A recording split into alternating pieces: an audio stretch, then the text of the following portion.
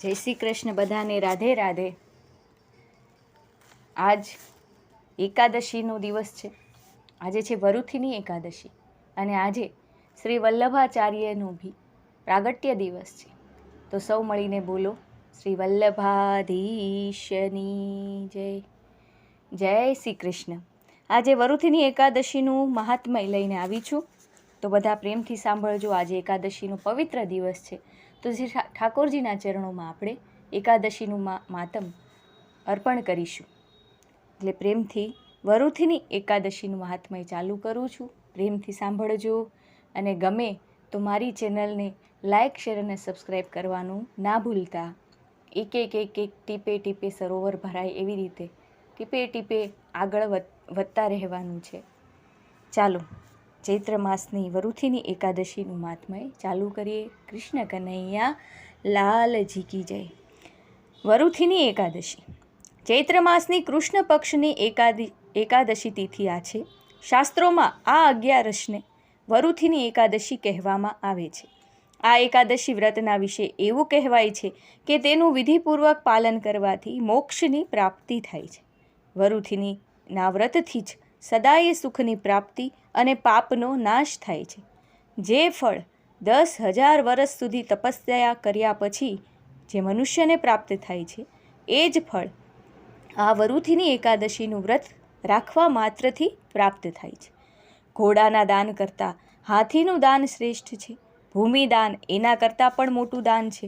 ભૂમિદાન કરતાં પણ વધારે મહત્ત્વ તલદાનનું છે. તલદાનથી વધારે સુવર્ણદાન અને સુવર્ણદાનથી પણ વધારે અન્નદાનનું મહત્ત્વ છે. કારણ કે દેવતા, પિતૃઓ તથા મનુષ્યો અન્નથી જ તૃપ્ત થાય છે. વિદ્વાન પુરાણોએ કન્યાદાનને પણ આ દાન સમાન જ બતાવ્યું છે. ગાયનું દાન કન્યાદાન તુલ્ય જ છે. આ સાક્ષાત ભગવાનનું કથન છે. આ બધા દાનોથી પણ મોટું વિદ્યાદાન છે. મનુષ્યો વરુથીની એકાદશીનું વ્રત કરીને વિદ્યાદાનનું પણ ફળ પ્રાપ્ત કરી લે છે.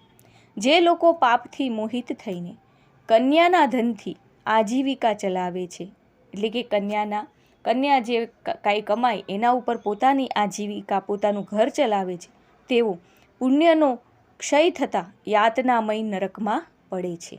આથી સર્વ પ્રકારના પ્રયત્નો કરીને પણ કન્યાના ધનથી બચવું જોઈએ અને પોતાના કામમાં ન લેવું જોઈએ. એટલે કે કન્યા દ્વારા જે કમાયેલું ધન હોય એનો પોતાને ઉપયોગ ન કરવો જોઈએ.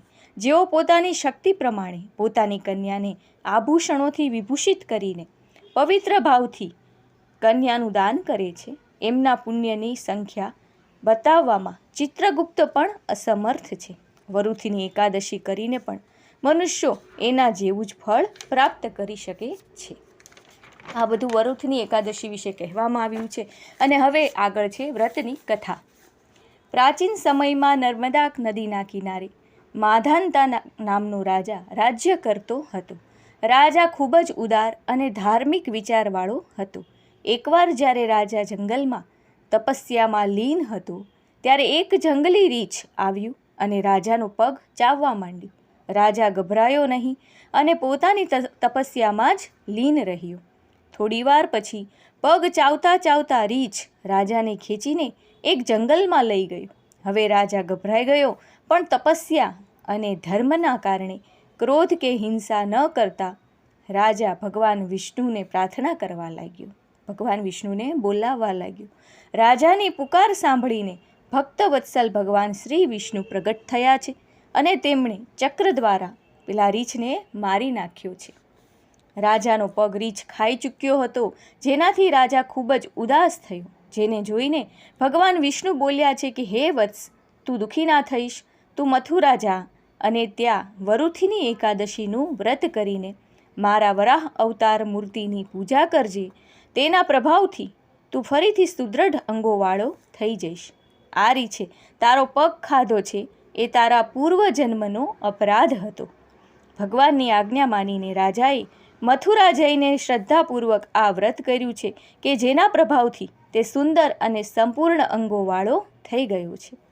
બોલીએ શ્રી લક્ષ્મી નારાયણ ભગવાનની જય. કૃષ્ણ કનૈયા લાલજી કી છે, લાલજી કી જય.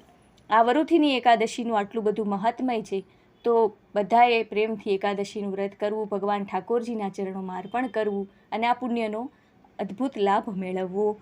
બોલો શ્રી વલ્લભાધીશ કી જય. સૌને મારા જય શ્રી કૃષ્ણ, સૌને મારા રાધે રાધે.